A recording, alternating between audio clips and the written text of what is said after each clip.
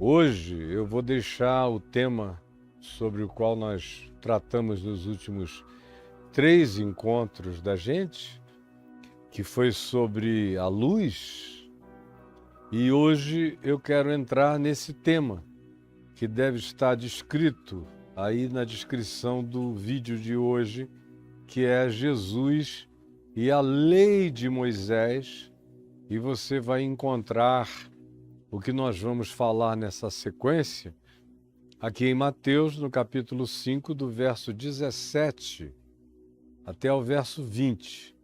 Mateus, capítulo 5, do verso 17 ao verso 20. E Jesus vinha falando do que é o caráter de um discípulo. E aí ele disse aos seus discípulos o significado de carregar um caráter bem-aventurado, um caráter qualificado pelas qualificações de Cristo, pelas qualificações de Jesus.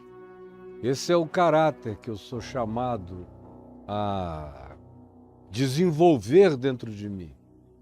E eu falei insistentemente na questão do desenvolvimento, da maturação, do crescimento, que a graça e a palavra salvação designam a ideia de cura, de saúde e de elevação transcendente.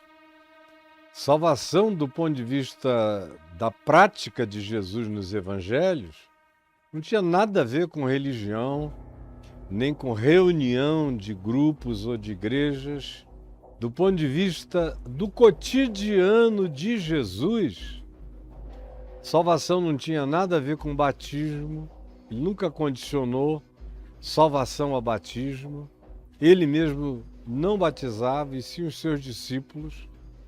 Aquilo acontecia muito mais como uma inclusão de pertencimento a um grupo, mas não escrevia o nome de ninguém no livro da vida, porque quando se trata de vida eterna, quando se trata da mensagem da Boa Nova, do Evangelho, o significado é um outro, que não tem nada a ver com aquilo que você aprende normalmente na religião, que só te ensina ritos e peregrinações e romarias e obediências condicionadas não só a rituais, mas a costumes e moralidades, a determinados cumprimentos dogmáticos e doutrinários, essa coisa toda exaustivamente vencida, cansativa, esgotada, que ficou para trás, que morreu na cruz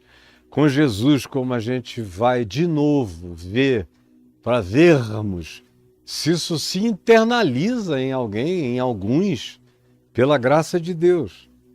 E Jesus diz que o primeiro passo para ser discípulo dele, para ser o que Nicodemos, que era o grande teólogo vivo em Israel naqueles dias de Jesus, grande pensador, grande acadêmico, um grande piedoso também, dentre os fariseus, era um homem bom, justo, estudioso da lei e dos profetas, e que veio a Jesus à noite, a quem Jesus disse: se vocês não nascerem de novo, nenhum de vocês, sob hipótese alguma, verá o reino de Deus.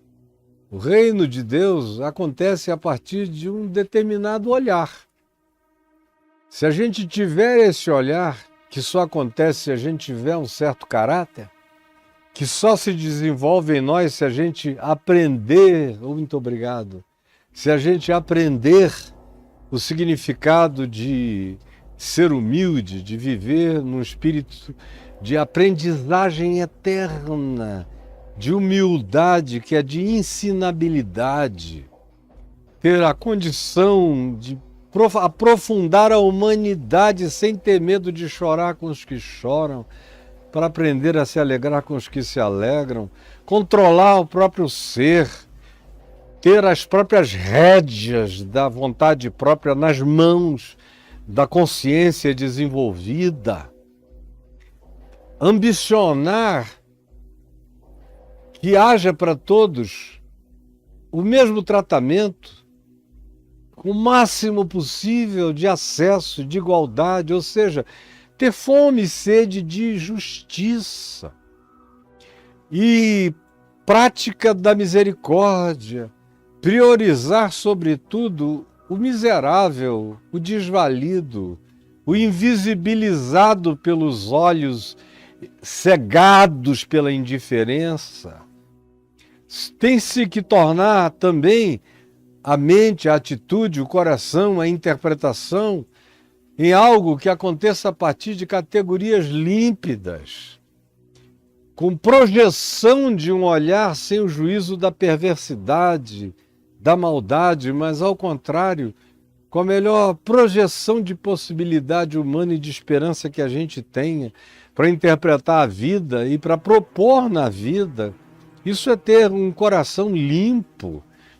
E isso nos torna gente pontífice. Você se torna um pontífice. Você se torna um pacificador, um construtor de pontes, um eliminador de abismos, de abissabilidades que separam os homens, um derrubador de muros, um preenchedor de fossos. Esse é o pacificador, filho de Deus no mundo, como eu expliquei, longa e minuciosamente na simplicidade das explicações, o que faz com que você se torne um ente profundamente antitético nesse planeta, profundamente antitético. E essa expressão antitética, anti-instintual do ponto de vista da predatoriedade humana no planeta e do que se define como uma pessoa esperta, que dá jeito nas coisas, que se arruma na vida, que é safo em tudo e que vive de tal modo que para ele ou para ela os fins justifiquem os meios. Esses podem ser os seres mais bem-sucedidos do ponto de vista mundano do planeta, mas são desses que não verão o reino de Deus.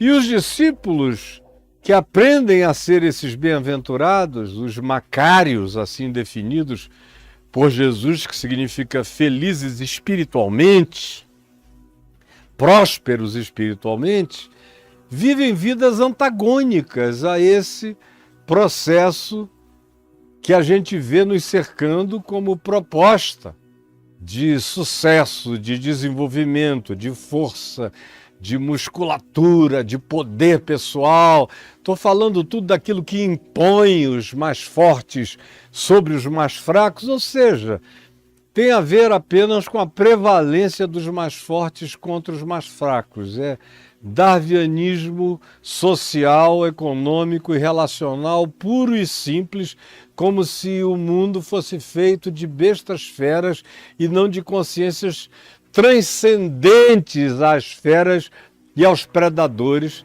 que ganharam inteligência suficiente para fazerem bem a si próprios e a todos os demais, de tal modo que somos todos um grande corpo de Deus, um grande corpo de Cristo na face da terra, o que inclui a própria criação, a própria natureza, e todos devem contribuir juntos para o bem de todos.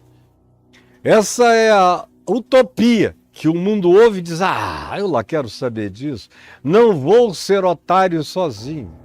Aí entra no grupo da multidão de miseráveis, cegos, pobres e nus, espiritualmente, conforme Jesus assim define esse grupo que pensa só no próprio umbigo e que foge desse espírito do Evangelho, porque o espírito de Cristo, segundo a gente vê nas práticas de Jesus e nos ensinos dele, nos Evangelhos, são a antítese desse mundo. são contra-instintuais e são contra-intuitivos, quando a intuição humana está ainda primariamente e exclusivamente montada e fundada no que venha a ser, para o indivíduo, apenas a sua própria instituição voltada para a sobrevivência pessoal e nada além disso. O Evangelho ensina mais do que sobrevivência. Ele deixa a sobrevivência para trás. Nos chama para um lugar para além da sobrevivência. Por isso é que Jesus diz que são macários, são felizes os que aguentam o tranco, os que, sendo perseguidos mesmo em nome da justiça humana, ou das leis humanas, ou das doutrinas humanas, ou dos acordos morais humanos, venham a se reunir contra a prática do Evangelho, que não tem nada a ver com morais humanas, nem com leis.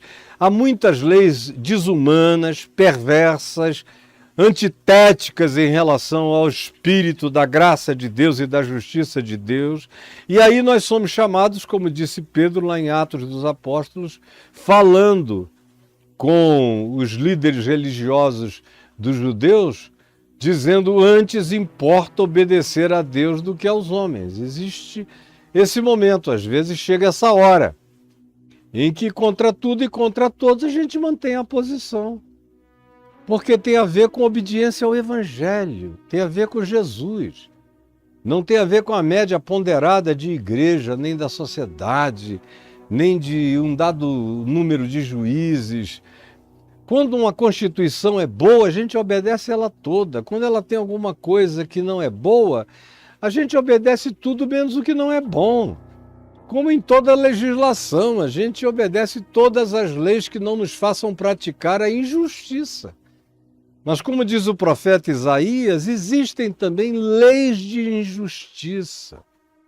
E o profeta Isaías diz de tal modo, nos capítulos 8 e 10 e em diante, o profeta Jeremias e Ezequiel também castigam as profecias em relação à recorrência dessa informação contra as leis injustas, as leis de iniquidade, as leis de injustiça, as leis que privilegiam só certos grupos, certas minorias e elites avantajadas diante dos seres humanos e que dá a essas pessoas privilégios especiais. Esse tipo de legislação escrita para atender às demandas e os lobbies de grupos poderosos e que, na maioria das vezes, me incitam contra o mais fraco, o mais pobre, o não visto, o não enxergado, o abandonado, o invisibilizado,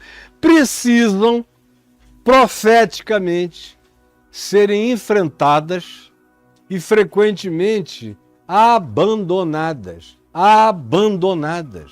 porque são leis de injustiça. E aí, nesse caso, eu, por obediência a Jesus, sou perseguido pela justiça. Ou, em obediência à justiça do reino de Deus, sou perseguido pelo conluio dos que, em nome do que quer que seja, contra a verdadeira justiça, mesmo que seja em nome de uma outra justiça escrita por eles, perseguem a mim. Tanto faz. Eu, todavia, não retrocederei. O Macários prossegue, vai adiante, não tem para ele esse caminho de volta, ele não sabe fazer esse retrocesso por causa de nenhum tipo de covardia, porque Deus não nos deu espírito de covardia, mas de poder, de amor e de moderação. É o que a gente ouve Paulo dizer. E aí, quem assim vive, herda o galardão dos profetas que viveram antes de nós. E os que assim vivem ganham a qualidade de sal, dando gosto à vida. Os que assim vivem ganham a qualidade de luz, iluminando o mundo de maneira inequívoca, com palavras ou sem palavras, porque o que faz os seres humanos perceberem a luz que eles são, que eles encarnam, que eles manifestam, que eles vivem, não é o discurso, mas sim é o fato de verem as suas boas obras, os seus bons frutos. Como Jesus disse, pelos frutos os conhecereis.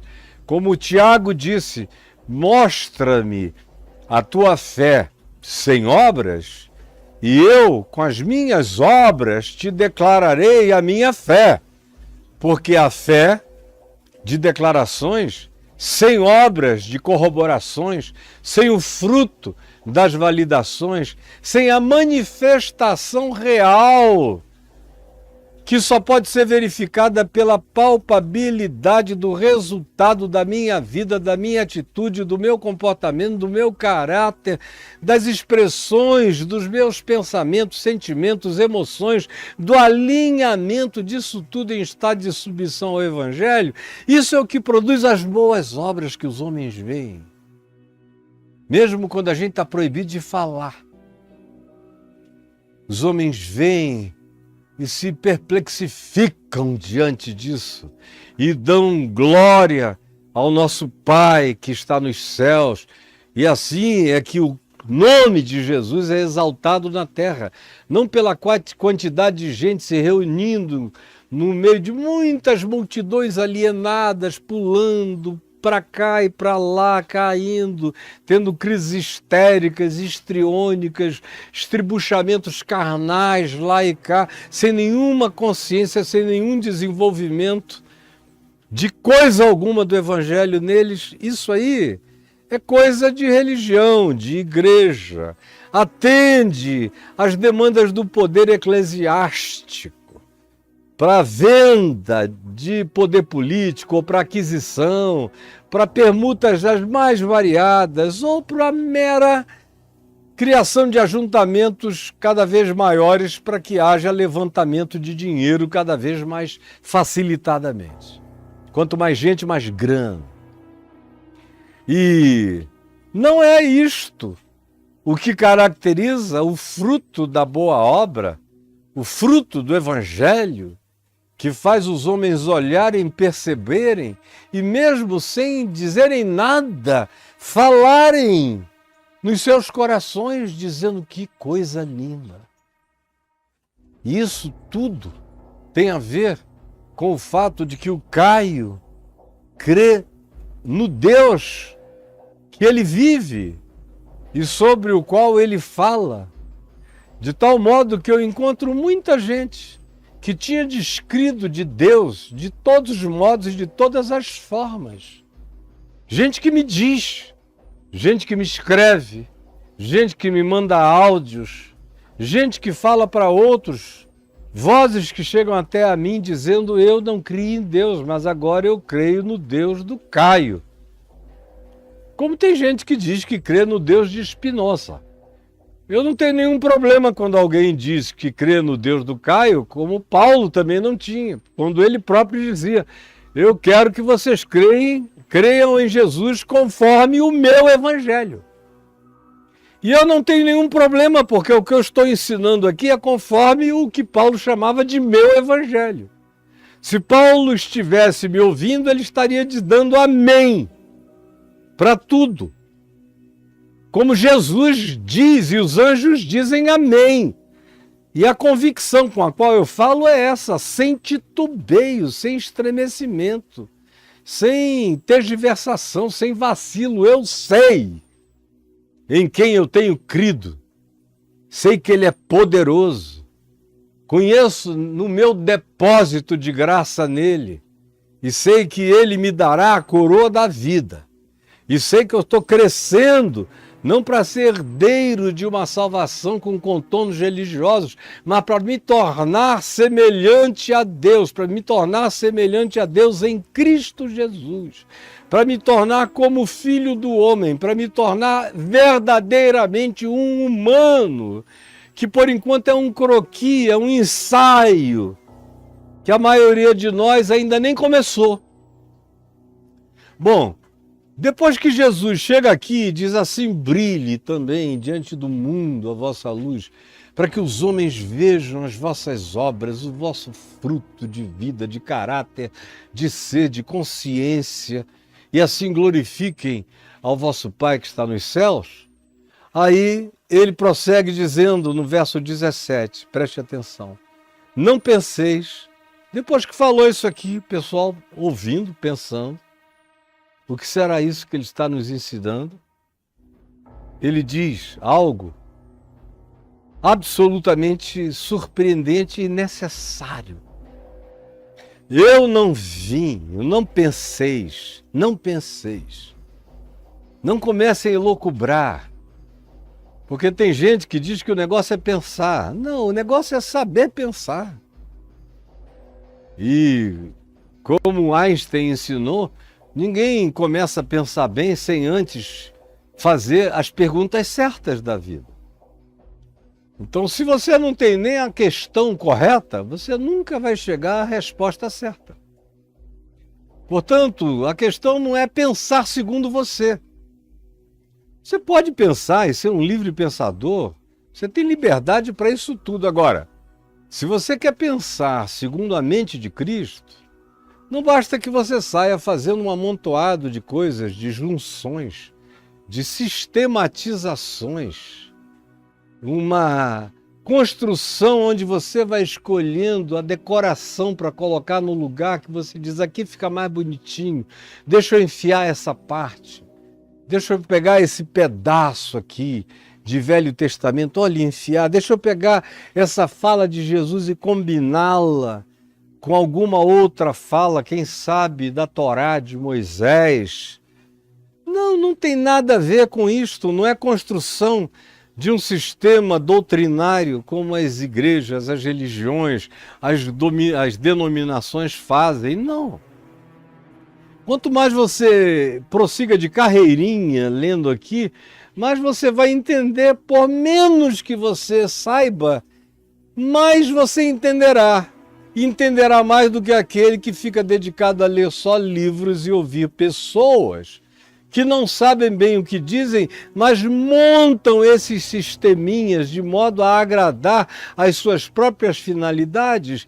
E o incauto, o ignorante, o sem luz, o sem compreensão, o sem discernimento, a pessoa que não tem a referência, o paradigma, a pedra angular que é o Evangelho de Jesus, fica sem entender nada ou fica pensando que está entendendo tudo e não está compreendendo coisa alguma, ao contrário, que a cada dia se torna mais cheio de um Jesus que não corresponde a Cristo, segundo o Evangelho de Jesus.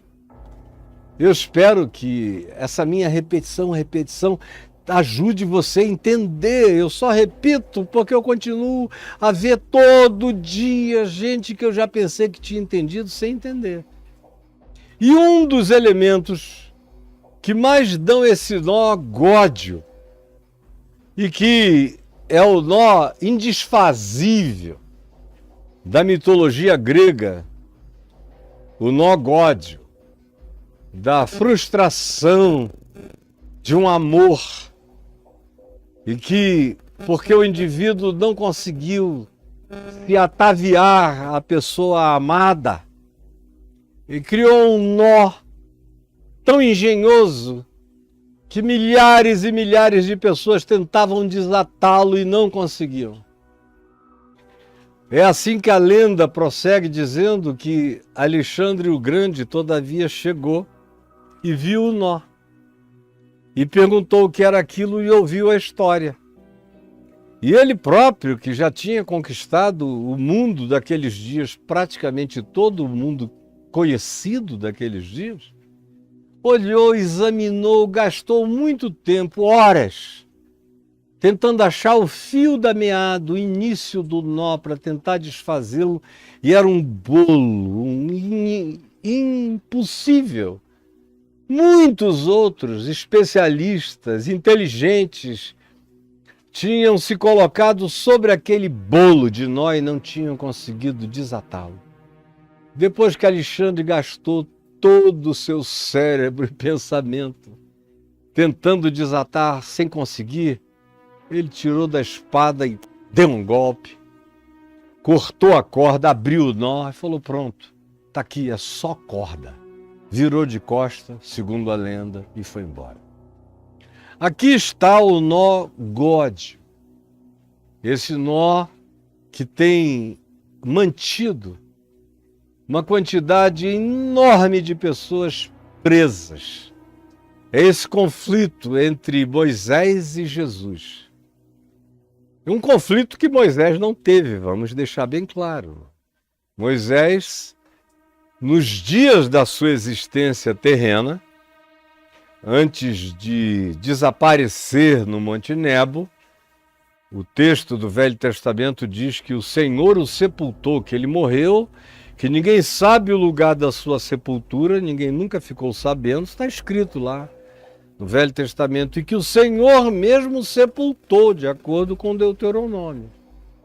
O Senhor o sepultou. Aí a gente vê na literatura judaica paralela, que não está na Bíblia, só curiosos conhecem isso, a gente lê que da luta do arcanjo Miguel contra Satanás, da disputa a respeito do corpo de Moisés.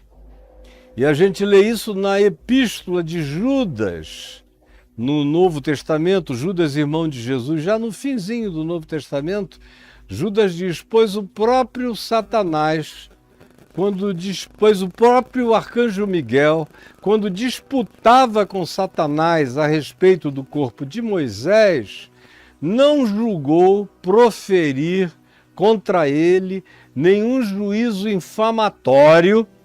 O arcanjo contra Satanás não ousou proferir contra Satanás nenhum juízo infamatório, não ousou ficar falando palavrão para o diabo, Satanás maligno, como essa pastorada que não sabe nada, que não conhece nem as pregas de si mesmo, ficam fazendo, não entendem nada de mundo espiritual, ficam se vulnerabilizando espiritualmente.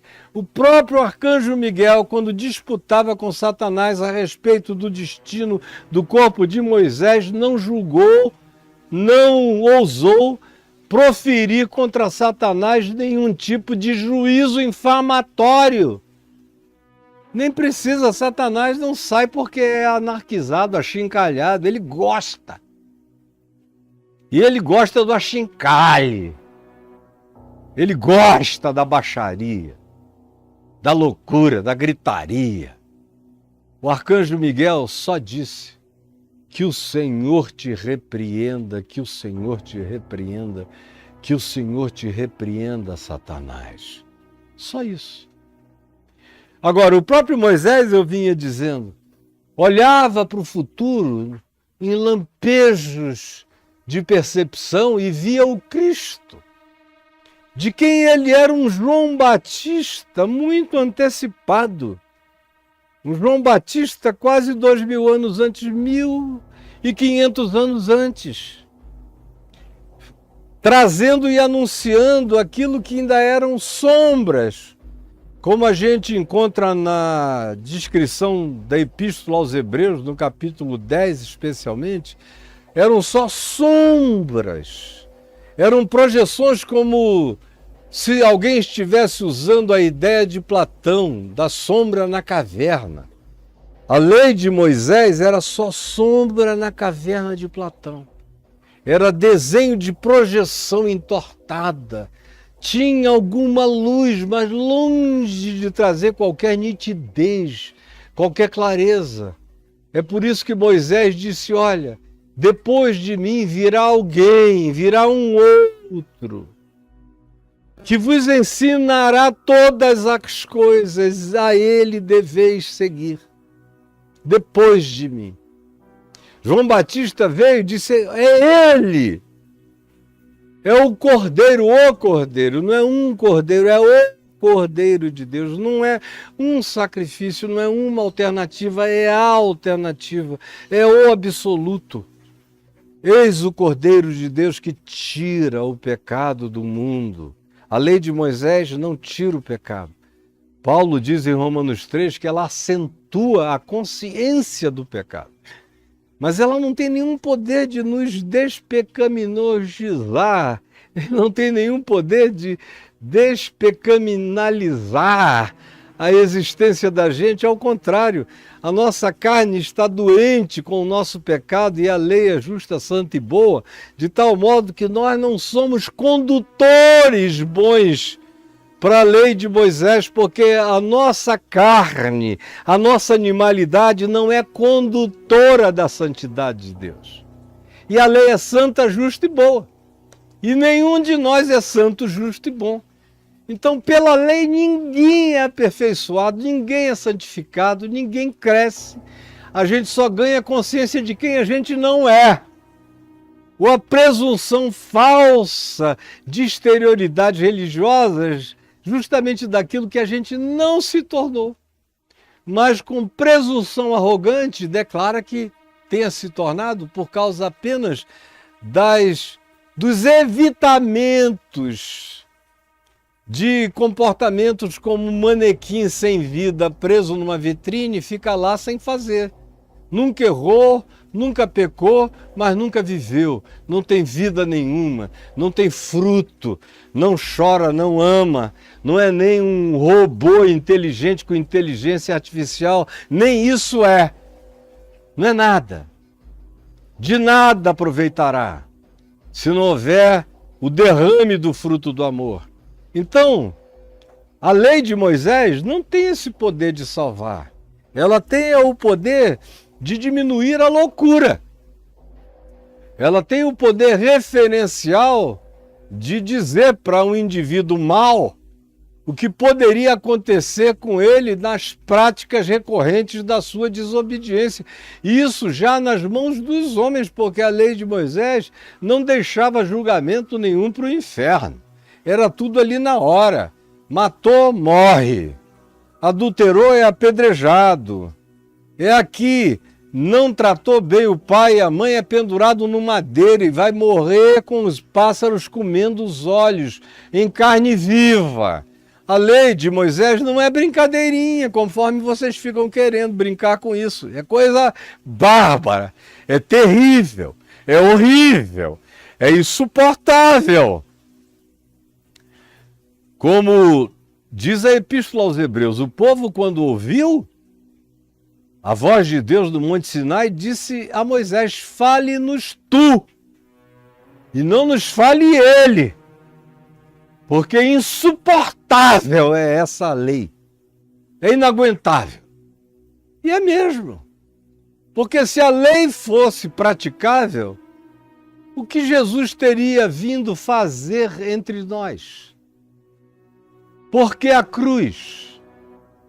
Por que a morte? Por que a humilhação? Por que o sacrifício? Por que a tragédia inteira dessa miséria de que o melhor de tudo que possa ser bom se encarna diante de nós e nós mesmos o matamos e o destruímos? Nós mesmos apocaliptizamos e assinamos a declaração do nosso juízo contra o amor da graça manifesta em Jesus. Para que teria vindo Jesus se a lei em si propusesse salvação, se ela carregasse a graça emancipadora, salvadora, pacificadora, perdoadora para todos os homens? Então Moisés disse: não, não sou eu. E nem é isto ainda. Isso aqui é um caminho, é um pavimento. Para vocês que estão no jardim da infância da consciência. Mas isso aqui não é o teto de nada. Aliás, não há tetos. Apenas referências, mas não há tetos. Vem alguém depois, como aquela mulher de João 4, aquela mulher chamada de a Samaritana, disse a Jesus que nós fomos ensinados aqui em Samaria que quando vier o Messias, ele é que vai nos ensinar todas as coisas. Não é Moisés, não foi Moisés, nem os profetas, ainda tem coisas inacabadas que a gente não sabe, mas que pode aprender com ele, vai aprender com ele. E ela está por assim dizendo, a Jesus: será que tu és o cara? Porque tu disseste o que eu não te disse, tu me conheceste naquilo que eu não te contei, e tu me ofereceste tudo o que eu preciso para tirar de mim essa sede horrível e da qual eu tenho vivido de modo inescapável. Quem és tu? Aí Jesus disse: vai, chama o teu marido, que não era marido coisa alguma, que de acordo com a lei de Moisés, aquela mulher deveria ser apedrejada na porta de Siquém. De acordo com a lei de Moisés, ela era só uma pecadora vivendo amaziada agora com um cara que nem marido dela era. E Jesus disse: bem disseste, não tenho marido. Quando ele disse: vai, chama o teu marido e vem cá. Porque de fato 5 maridos tu já tiveste, e esse que agora tu tens não é teu marido. Isto tu já me disseste com verdade. Mas chama o cara. Eu não estou aqui para separar a vida assim.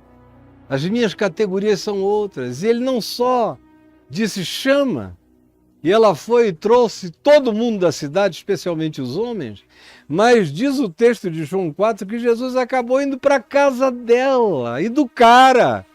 E ficou com eles 2 dias. E não puxou esse assunto. Não se diz que ele casou ninguém, que isso foi um problema para ele, que ele teve que fazer um ritual de purificação de acordo com a lei de Moisés para entrar na casa daqueles indivíduos. Nada disso. Então, Moisés sabia. Moisés sabia tanto que a gente vê em Lucas, quando se fala da transfiguração de acordo com a narrativa de Lucas, se diz que Moisés e Elias estavam presentes quando aquela nuvem luminosa veio e envolveu a Jesus, e Pedro, Tiago e João estavam com ele no monte mais alto lá na Galiléia, que não é o Monte Tabor, onde a tradição católica construiu um templo para celebrar a transfiguração desde os dias de Helena. Isso é coisa da mãe de Constantino, mas o monte mais alto daquela região com um significado muito maior, que não é aqui o caso de falar sobre isso, é o Monte Hermon, que está ali onde Jesus estava. O texto põe Jesus no sopé do Monte Hermon, põe Jesus andando na direção da cidade da Cesareia de Filipe, que está edificada, e as ruínas estão lá até hoje, no pé do Monte Hermon. Foi quando veio essa conversa e, posteriormente, a transfiguração. E na transfiguração aparecem Moisés e Elias, e de acordo com a narrativa de Lucas, se diz o que eles estavam falando. E eles 3, Moisés e Elias, estavam conversando com Jesus sobre a cruz, sobre a partida que Jesus estava para manifestar, para realizar quando chegasse em Jerusalém.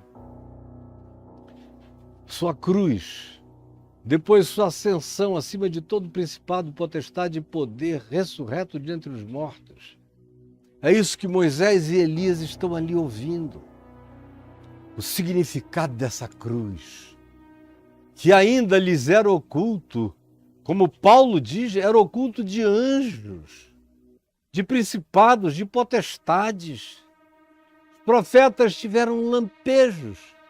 Quem teve a melhor visibilidade disso antes de todos os profetas, provavelmente, nas Escrituras, tenha sido o profeta Isaías, no capítulo 53 em especial, mas no todo do seu livro, ele traz lampejos desse que seria a encarnação, a manifestação do anjo do Senhor, do Deus de Israel que se manifestava na história, do Cristo que se manifestou durante toda a história de Israel, agora encarnado, e que veio acontecer em Jesus de Nazaré.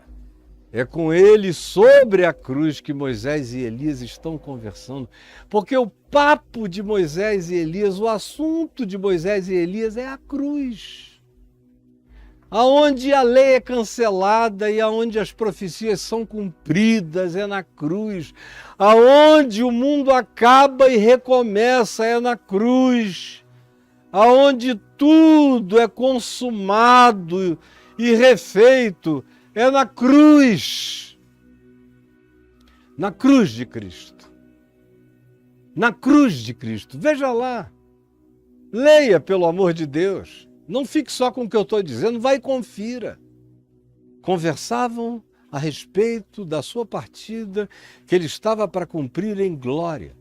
Moisés está aprendendo sobre a cruz. Elias aprendendo sobre a cruz, entendendo a cosmicidade, a multiversidade, a multidimensionalidade, o cumprimento absoluto de todas as coisas na convergência disso tudo para a obediência de Jesus, segundo a narrativa de como ele foi obediente até a morte, morte de cruz, levando sobre si a iniquidade de nós todos. Lá estão Moisés e Elias aprendendo sobre a cruz. Jesus não faz perguntas sobre a lei. Ao contrário, criança, ele vai ao templo, com 12 anos de idade, e os mestres da lei é que ficam perplexos com as respostas que o menino Jesus dava a eles sobre a lei. E os deixava no estado de nó ódio, sem saberem desarmar, nem montar a equação, nem construir a edificação, porque lhes faltava a pedra angular, a pedra de esquina, que era dessa pedra que vinha essa voz que lhes falava. Pois bem, aqui está esse nó. Mateus capítulo 5, do verso 17 ao verso 20, esse nó. Olha Jesus falando, não penseis que vim revogar a lei de Moisés, a Torá, ou os profetas. Não, tem muita coisa dos profetas que vocês estarão vendo e verão se cumprindo em mim. E outras coisas dos profetas das quais eu sou o cumprimento e que estarão por se cumprir. Eu não vim para revogar nada, eu vim para cumprir tudo. A minha vida não é revogação, é cumprimento. Uma vez cumprido, cumprido para sempre. Como diz Paulo, como entendeu Pedro, como diz a Epístola aos Hebreus. Uma vez feito, feito para sempre, feito uma vez só. Sem recorrências, sem repetições. Não penseis que vim revogar a lei aos profetas. Não vim para revogar, nem vim para reformar, porque ele não cria em reforma. Não cria em reforma, não se reforma, disse ele. No reino de Deus não se põe remendo de pano novo e vestes velhas. A lei de Moisés é veste velha. Eu vim trazer pano novo, veste nova, que cobre definitivamente a nudez humana. Não se põe vinho novo em odres velhos. A lei de Moisés é odre velho. O vinho novo do reino de Deus arrebenta isso tudo, se desperdiça tudo. Não sobra nada, não fica coisa alguma, nem da lei, nem da graça, nem do evangelho. É um desperdício absoluto. As tentativas reformistas e de conciliação de Moisés com Jesus só produziram o que nós temos, que é uma tragédia, que não é nada. É um híbrido que não é coisa alguma, é uma desconjunção total, é uma desfisionomia, tanto da Torá quanto do Evangelho. No fim é uma soma anômala, adoecida, é um grande aleijão, é uma hibridização perversa. Parece a tentativa lá em Gênesis 6 dos Benai Elohim de fazerem filhos com as mulheres humanas, onde nasceram aberrações, os nefilins. É o que a gente tem, são nefilins que nasceram dessa conjunção espiritualmente carnal da lei de Moisés com um pseudo-evangelho de Jesus. Jesus disse: eu não vim para revogar nem a lei nem os profetas. Eu não vim revogar, eu vim para cumprir. Cumprir. Para cumprir, ou seja, em mim, Moisés vai ter sua satisfação absoluta. Já tem. Eu sou o único que vai viver e passar e atravessar pelo planeta cumprindo o espírito da lei de Moisés, que nem Moisés conseguiu cumprir para si mesmo. Porque essa é uma coisa que você tem que aprender, que ninguém pode esquecer, que todo mundo tem que internalizar, que a lei de Moisés foi maior que Moisés, que o próprio Moisés não cumpriu a lei que trouxe. Moisés tinha que botar um véu na face, realmente, porque a existência dele acontecia em estado, como diz Paulo em 2 Coríntios 3, de desvanecência, de morte.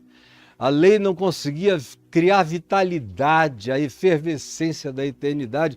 Ela só mostrava a decrepitância dessas coisas que vão se desfazendo, se desconjuntando, caindo de velhas e de mortas, caindo em, como Paulo diz, em caducidade, em esclerosamento.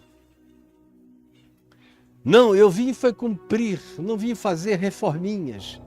Eu vim fazer cumprimentos absolutos. Aí diz o verso 18, porque em verdade vos digo, até que o céu e a terra passem, nem um i ou um tio jamais passará da lei até. A escatologia da lei é o cumprimento total dela. E como eu vinha dizendo, Jesus é a satisfação que Moisés nunca teve nem em si mesmo, com a obediência à lei. Nunca viu em ninguém. Elias não praticou a lei na sua plenitude. E no seu espírito, muito menos, nem entendeu. Nem o Moisés mesmo conseguiu entender o próprio espírito da lei. E os profetas, alguns entenderam, alguns chegaram mais perto.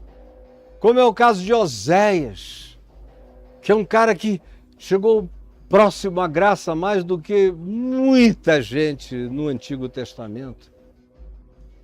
Do Deus que diz, misericórdia quero e não holocaustos, não sacrifícios. Como Malaquias, que também afirma isso. É melhor vocês fecharem o templo, porque esses sacrifícios de vocês me são nauseantes.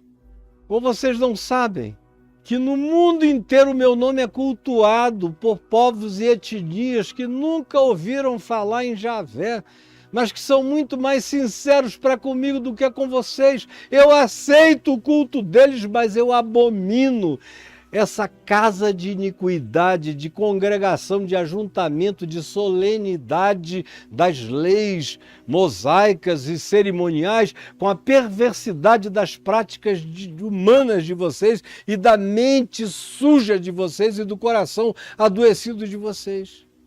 Então, Jesus é a satisfação de Moisés.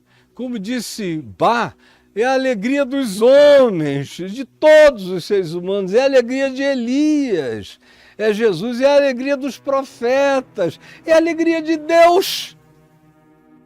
Eis aí o meu filho amado, em quem eu tenho todo o meu prazer. Está ali, a alegria de Deus.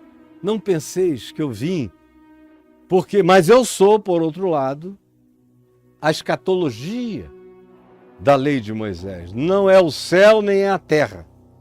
Porque eu vos digo que até que o céu e a terra passem, aí alguém chega e diz, bom, enquanto tiver céu, enquanto tiver terra, a lei de Moisés está em vigência. É assim que os religiosos interpretam. Quando você vai ler o texto grego, você vê que a ênfase recai toda sobre o final desse verso, sobre o até que tudo se cumpra. Até que tudo se cumpra. Não é o sol nem a lua.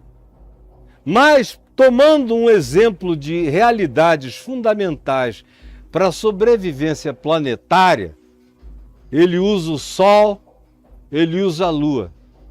Sem eles, não haveria Terra, não haveria essa vida, não haveria essa humanidade, não haveria essa natureza de existências, de criaturas e de formas de vida que a gente tem nesse planeta perfeitamente maravilhoso e equilibrado, onde tudo acontece em torno do Sol e dos balanceamentos, dos equilíbrios cronometradamente superiores a computadores eletrônicos, os mais sofisticados e que são praticados pela Lua há milhões e bilhões de anos rodando aqui.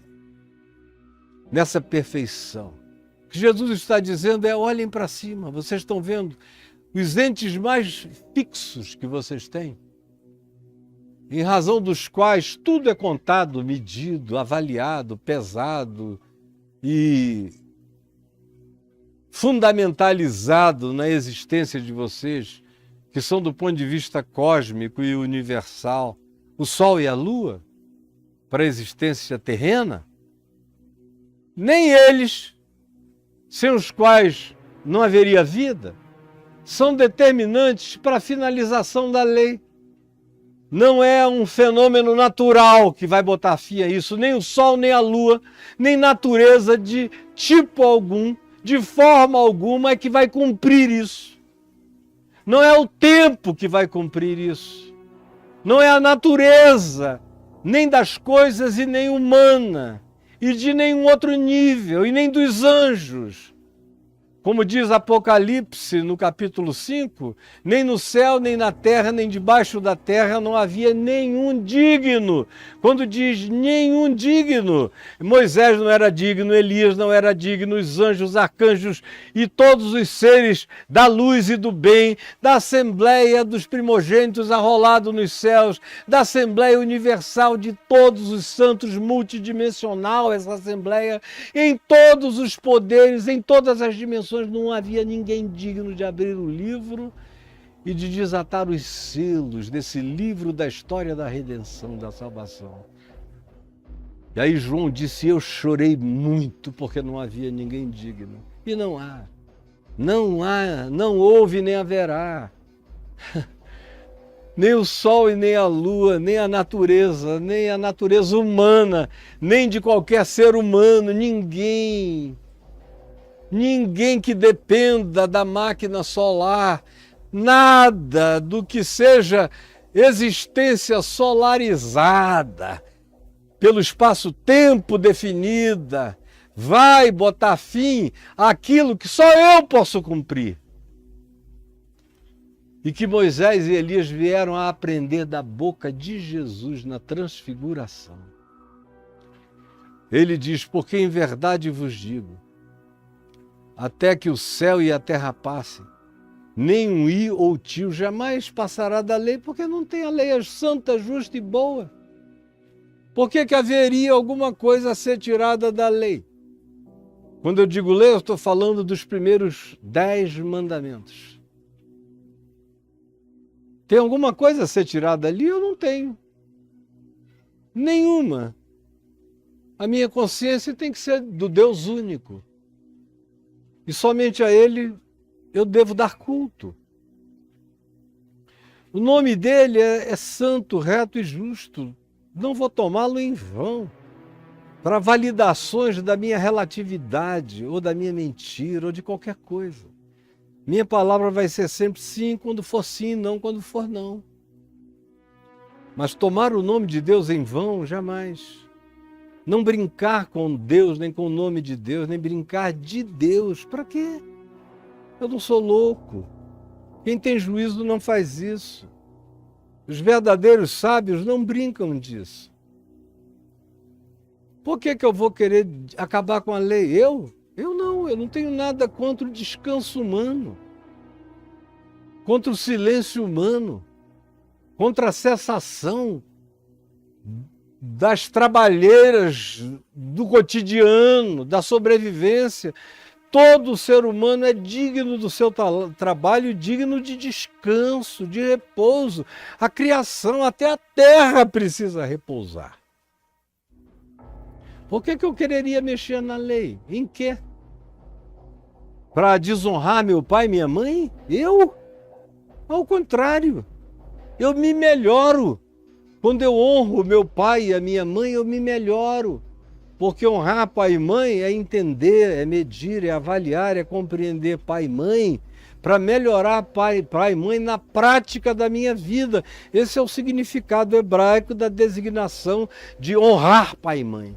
É melhorar pai e mãe na gente, que é o único mandamento com promessa. Por que eu vou querer mudar alguma coisa do decálogo? Vou querer instalar um mandamento de permissividade para que a gente traia uns aos outros, no casamento, nos relacionamentos, nos adultérios, que tanto são conjugais, quando as pessoas formalmente se conjugalizam pela palavra ou pela tomada de compromisso, ou não, porque você se casa com pessoas mesmo que o mundo inteiro não admita, mas Jesus admitiu a samaritana na união dela com um cara que ele disse não é nem teu marido de acordo com as leis vigentes, mas é o cara que vive contigo, então para mim ele é o teu marido, vai, chama o teu marido e vem cá. Porque eu não sou legalista. Eu estou aqui para fazer a vida acontecer e não a morte. Mas adulterar é mal, sempre será mal. Nunca foi bom, nunca fez bem a ninguém e nunca fará. De modo que eu não tenho nada a tirar nem a acrescentar. Não dizer falso testemunho contra o meu próximo, o que eu tenho contra isso? Eu sou todo a favor disso. Sou contra fake news em todos os âmbitos e dimensões. Sou anti-mentira. Contra toda forma de mentira, e tanto pior e mais satânica é uma mentira, quanto mais ela tenha o poder de desinventar ou de inventar ou fabricar uma existência que não corresponde à verdade e à realidade da vida do meu próximo. É o falso testemunho que destrói a vida de muita gente e que a maioria dos humanos pratica, porque a nossa língua está tomada, como diz Tiago, no capítulo 3 da sua epístola, pelas chamas do inferno, estão plantadas na ponta da nossa língua com o poder de incendiar a existência do próximo e acabar com ela para sempre. O que eu tenho contra isso? Contra não cobiçar o que é do meu próximo? Ao contrário, eu quero que cada um viva bem com o que tem e ganhe o que tem com honestidade.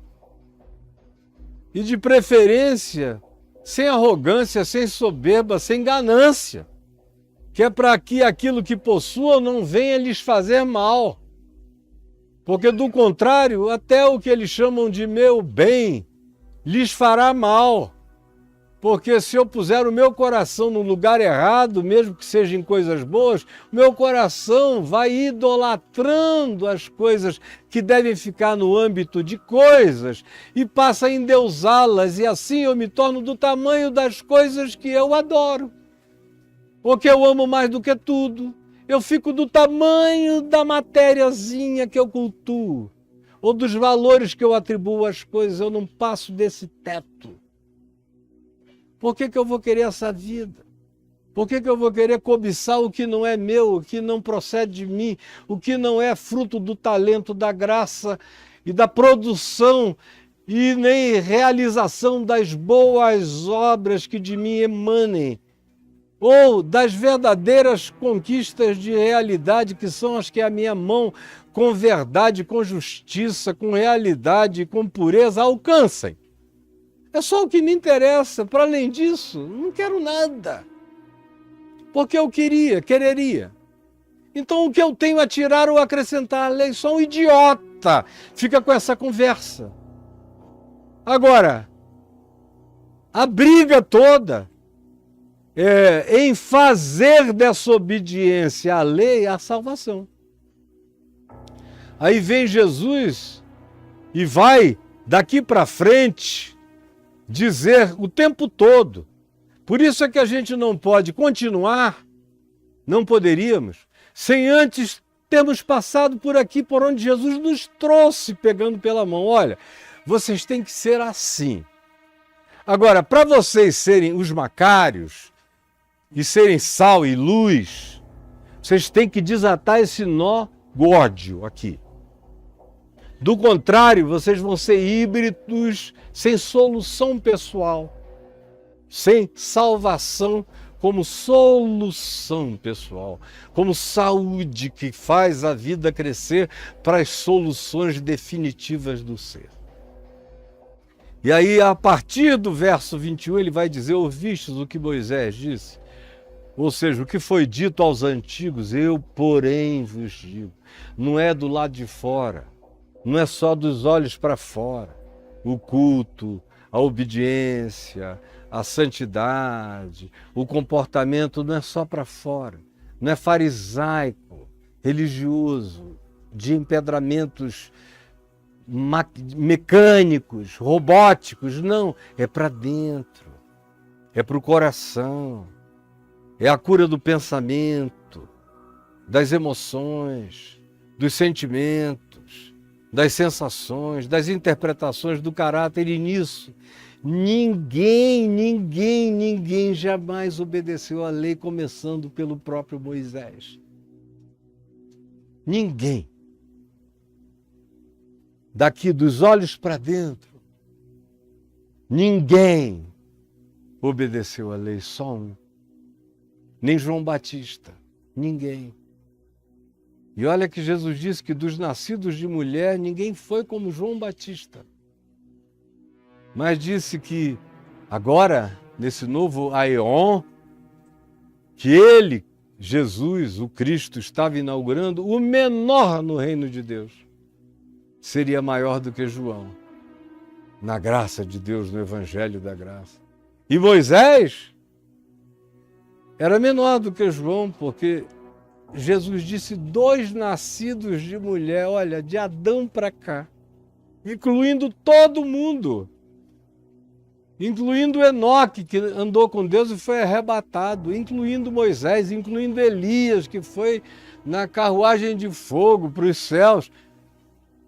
Ninguém foi como João, mas o menor no Evangelho, o menor no Evangelho da Graça, o menor na fé que justifica, o menor naquele que entendeu o significado do que eu vim fazer, do que eu vim cumprir, é maior do que João, é maior do que todos. Por isso é que a escatologia da lei é a cruz. Na cruz, tudo é cumprido, tudo está consumado, até que tudo se cumpra. E aí, quando tudo se cumpra, e tudo só se cumpre na cruz, quando Jesus disse, pronto, acabou, está cumprido. E eu vou querer que muitos de vocês se inscrevam no Caio Fábio Exclusivo para receberem os meus salmos.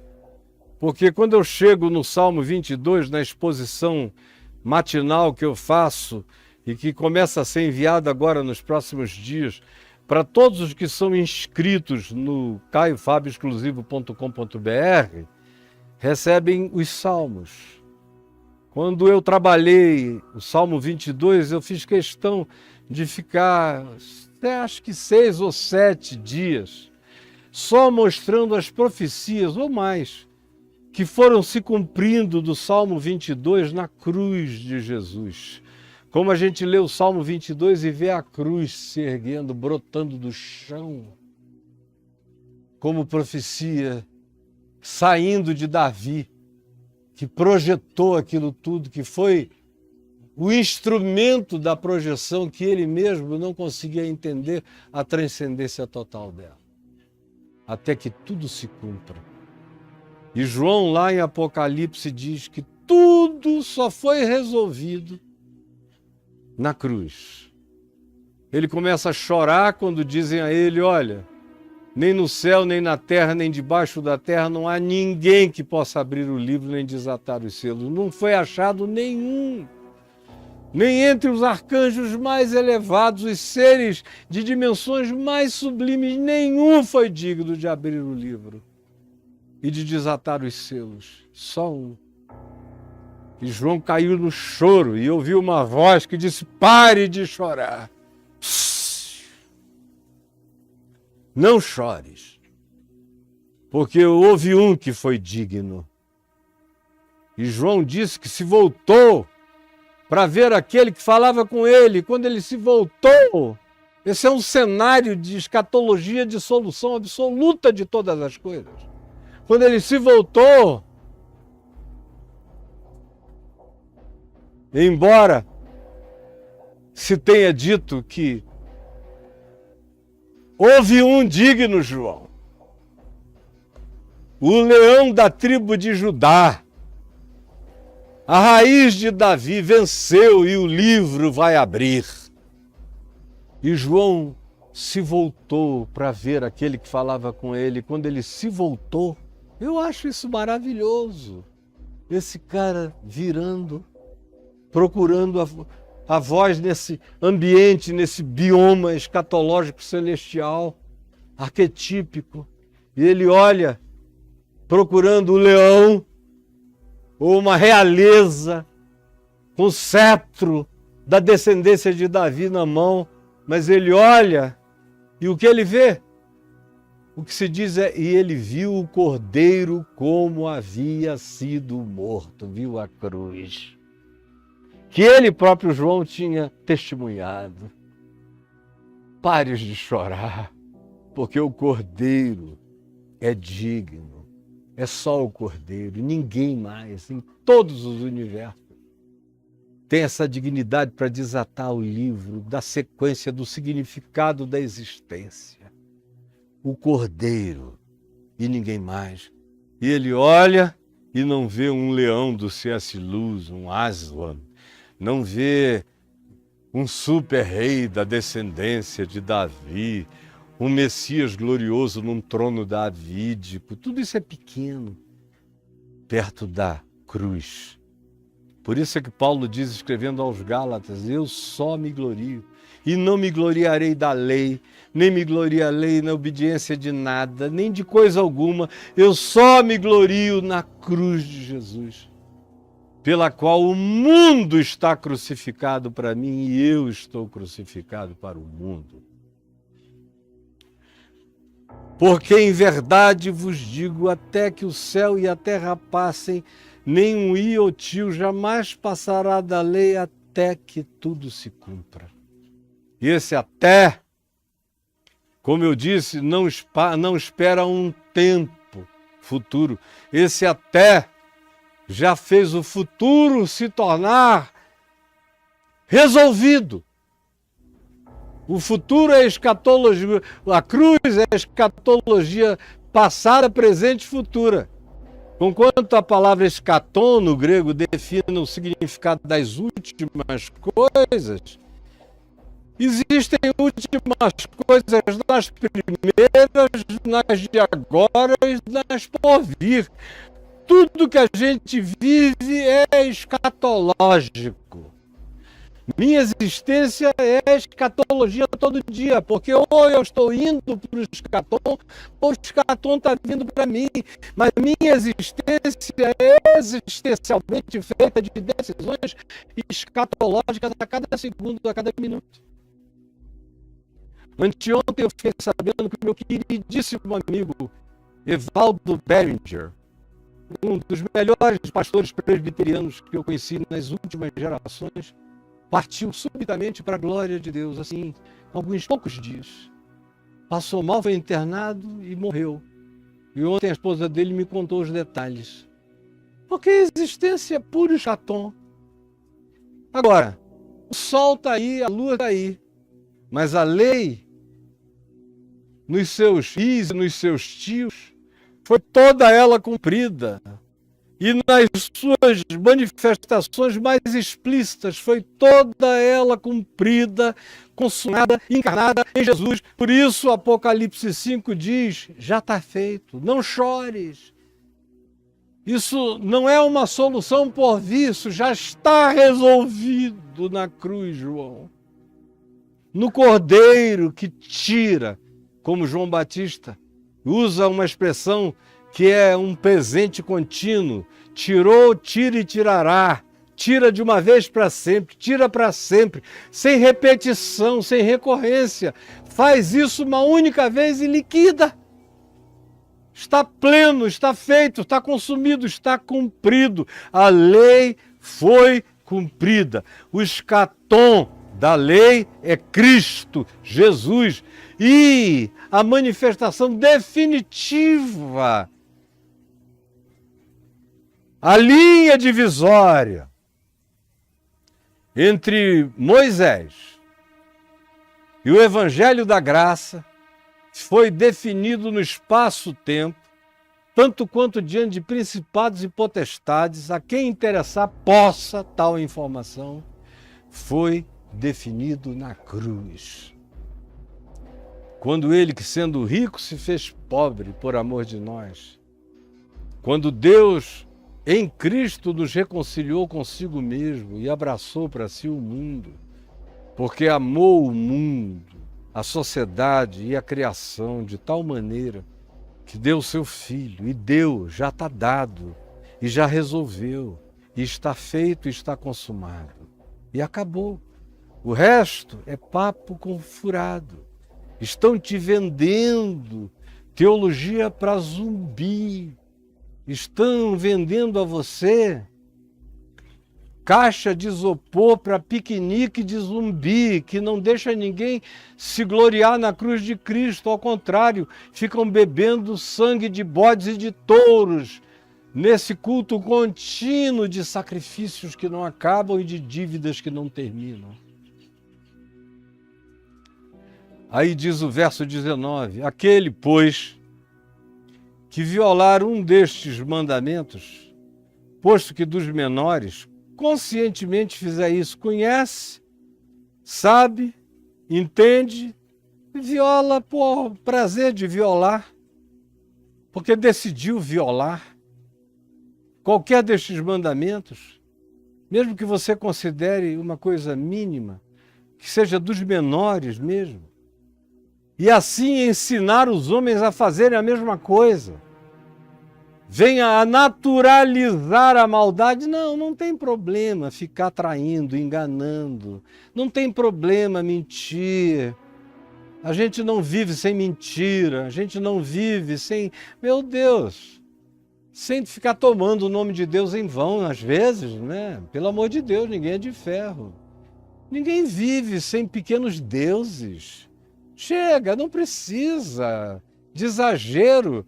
Mas eu não tenho um único Deus e não adoro um único Deus por causa do único Deus. É porque quando eu tenho muitos deuses, eu me dissolvo, eu perco a mim mesmo. Eu me perco em mim mesmo na multidão das divindades que eu cultuo. Eu só me acho a mim mesmo na unicidade do culto lúcido da minha fé, do meu culto racional em Cristo Jesus, como Paulo diz em Romanos no capítulo 12, do verso 1 ao verso 3. Só aí eu me encontro, só aí eu renovo a minha mente, só aí eu sou eu mesmo em Cristo Jesus, só aí eu me acho, porque eu não tenho medo de me enxergar, está tudo pago, consumado, eu posso me olhar, eu não preciso varrer nada para baixo de nenhum tapete, eu posso ter todo o meu ser iluminado e não preciso de distração e de nenhum engano. E não vou ensinar a ninguém nenhum tipo de erro. Eu vejo muita gente dizendo que Caio está ensinando o erro dele para os outros.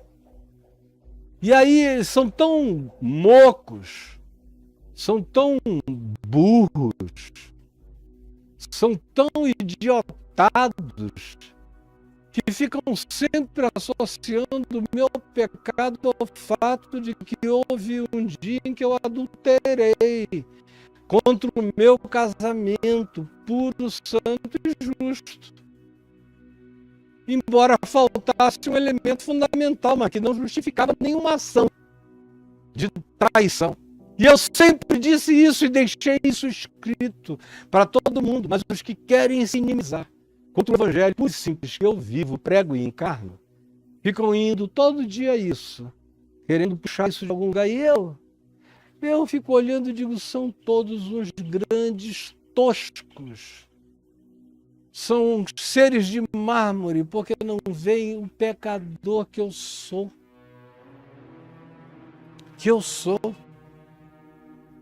Isso é apenas uma prova de que eles me idolatravam mesmo, porque diz o Caio, antes de cair, depois de cair. Aí todo ato de misericórdia da minha parte, repetindo Jesus, repetindo Jesus, mulher de Samaria, achando teu marido, vem cá, não é meu marido, disseste isto com verdade, mas não tem problema, vem cá, é com quem tu vives, então é teu marido, é com quem tu te conjugas, é teu marido, chama ele aqui, entra na casa de prostitutas, de meretrizes, não pergunta o estado civil de ninguém, não mandou fazer essa pergunta para ninguém, só disse, venham a mim, todos vós, que vos achais, que vos percebeis, que vos entendeis cansados, sobrecarregados e oprimidos, e eu vos aliviarei. Tomai sobre vós o meu jugo. O jugo de Moisés é insuportável, mas tomai sobre vós o meu jugo. O evangelho das boas novas, tomai sobre vós o meu jugo, porque o meu jugo é suave, o meu fardo é leve, e aí achareis, todos vocês, todos vós, achareis descanso para as vossas almas. Sim, porque o meu jugo é suave, o meu fardo é leve, e eu sou manso e sou humilde de coração. E convido a todos vocês a virem.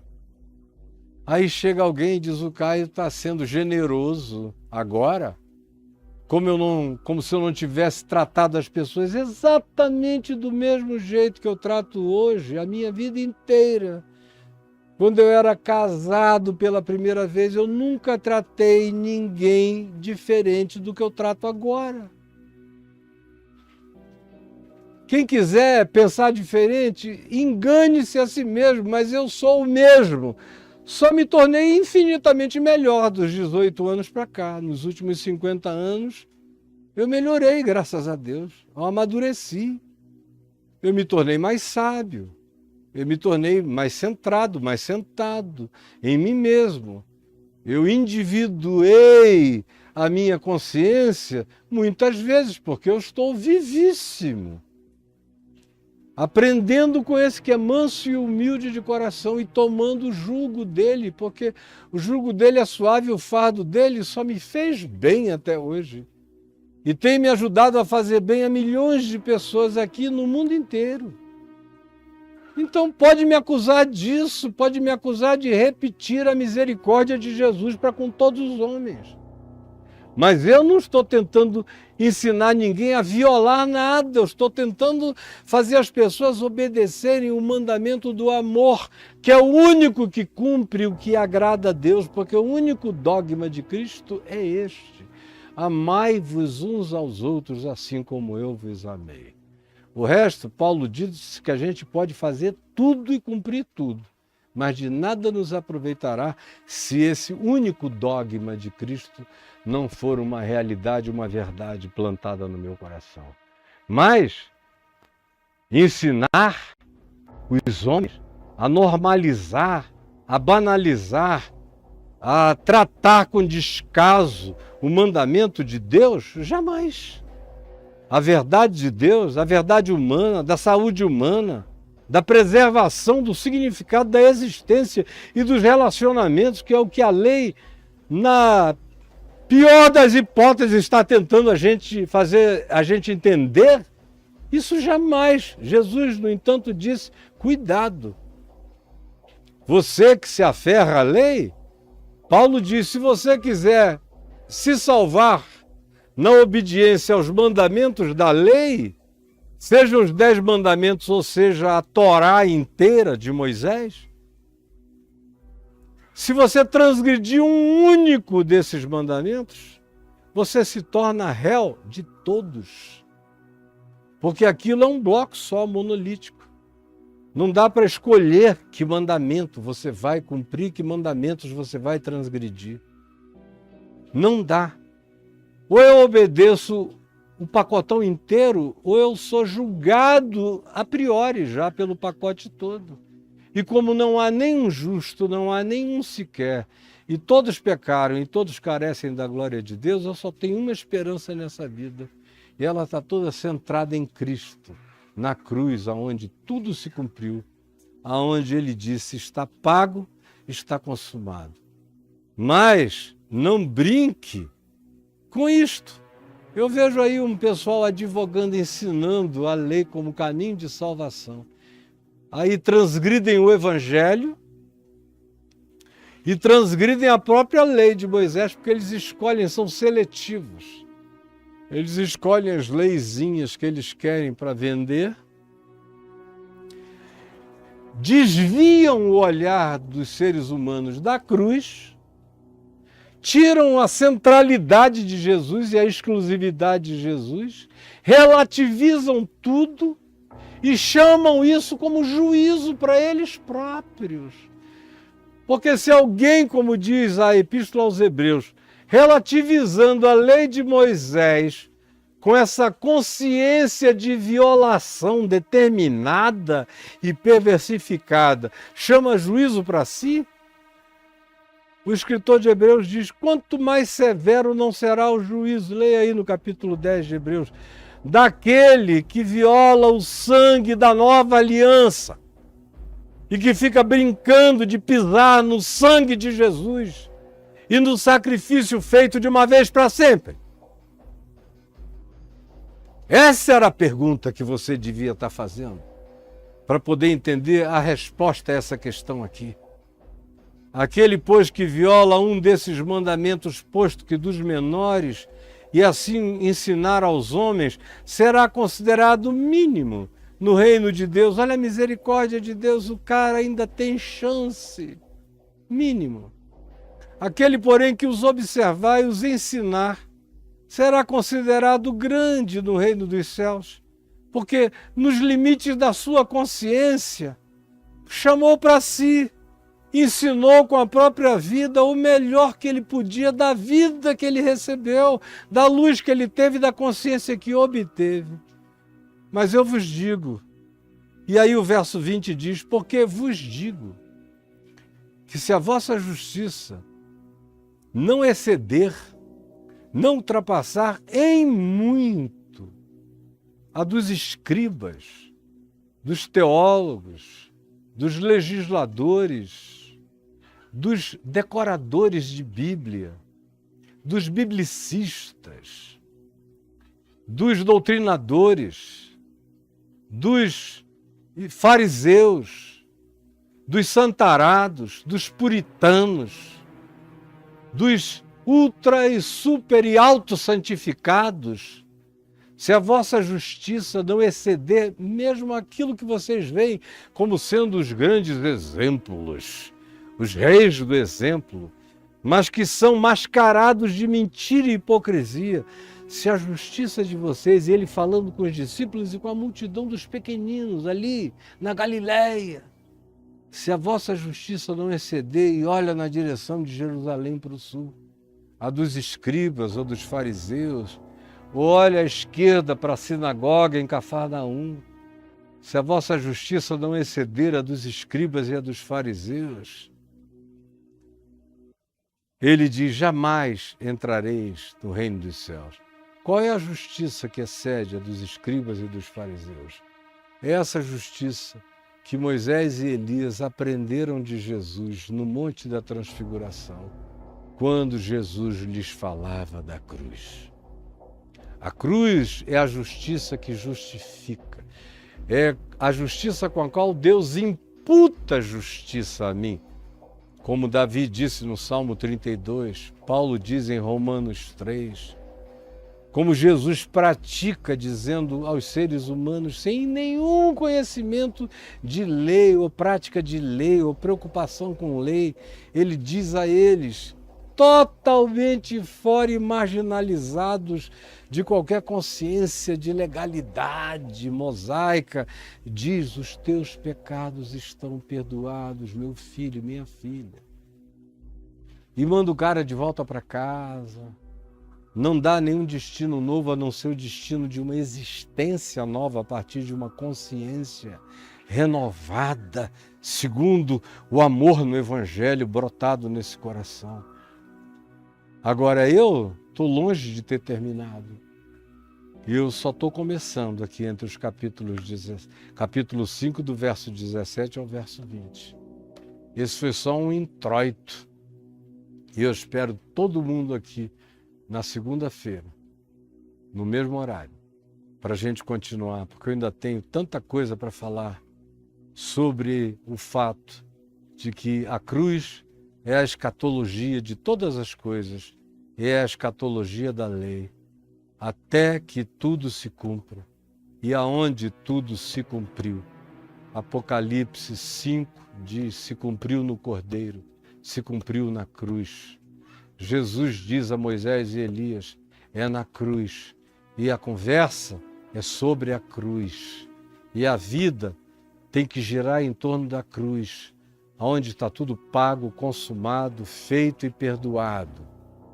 Agora, enquanto isso não entra definitiva e poderosamente na gente, não tem condição alguma de que a verdadeira salvação como saúde